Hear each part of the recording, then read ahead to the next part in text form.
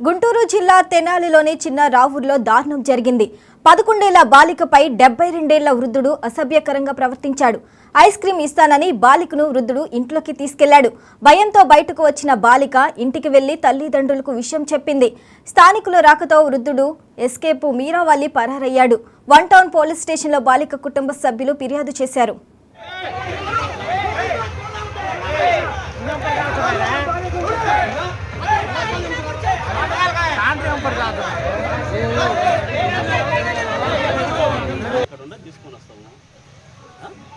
అది బాధ్యత లేకుండా ఎట్లా ఉంటాం.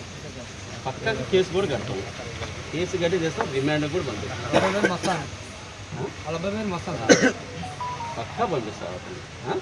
నా పేరు మోతల్ నాయక్ సార్. తను వచ్చేసి నాకు పెద్దమ్మ కూతురు వరుస అవుతుంది. అయితే ఆ పిల్ల ఆడుకుంటా స్కూల్ సెలవులు వస్తున్నాయి కదా సార్, వన్పూట బళ్ళు కదా, స్కూల్ ఆడుకునే పిల్లలు వాళ్ళిద్దరు ఫ్రెండ్స్ అనమాట. వాళ్ళ తాతయ్య ఇది చేసింది. అసలు ఏం జరిగిందో తెలియదు. నిన్న మధ్యాహ్నం జరిగిందంట. నిన్న మధ్యాహ్నం వాళ్ళ అమ్మ నాన్నకి చెప్పలేకపోయింది. సరే ఇదే ప్రాసెస్ సాయంత్రం కూడా జరిగింది. అదే ప్రాసెస్. అది రెడ్ హ్యాండెడ్ గా పట్టుకుంటే బయటపడింది. అది మాకు తెలియదు సార్. అక్కడ ఏం జరిగిందో ఆ చూసిన వాళ్ళు చెప్పిన వాళ్ళు వింటాం తప్పితే వాస్తవంగా అది జరిగిందంటే ఆ పిల్లోడిని పట్టుకోవడానికి వెళ్తే ఆయన ముసలాయన్ని పారిపోయాడు సార్. వాళ్ళోళ్ళే ప్రెషర్ ఆపుకుంటున్నారు. ఈ గొడవ జరగకుండా కారణం చేసింది కూడా వారోళ్లే. ఇది పద్ధతి చిన్నది కాదు కదా సార్. ప్రతిసారి ఏదో ఒకటి వర్షం వస్తానే ఉంటది. ఇది ఇవాళ వాళ్ళ పిల్ల అయింది, రేపొద్దున మా పిల్ల అవచ్చు, రేపొద్దున ఇంకో పిల్ల అవచ్చు. దీని గురించి గట్టిగా మనం చర్య తీసుకోకపోతే వదదు. సి గారికి ఫోన్ చేసి చెప్పాం, ఈసారి జరిగింది, నేను న్యాయం చేస్తాను. న్యాయం ఎలా చేస్తారో మాకు తెలియదు కదా సార్.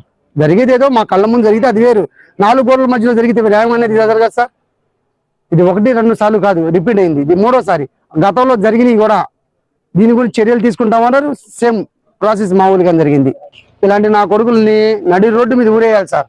1-2 సార్లు కాదు. ఇలాంటి వాళ్ళకి ఒకసారి ఊరేస్తే ఇంకోసారి ఇలాంటివి జరగవు.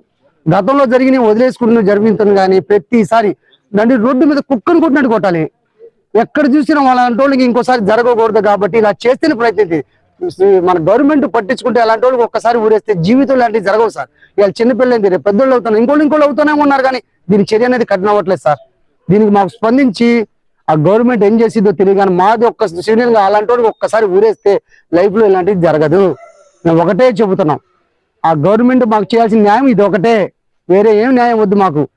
ఆస్తులు వద్దు, పంపకాలు అలాంటివి మాకు దాని గురించి లేదు సార్. ఈ న్యాయం గతంలో జరగాలి. ఇది మా కోరిక. ఇంత మించి ఇది ఆశించలేదు.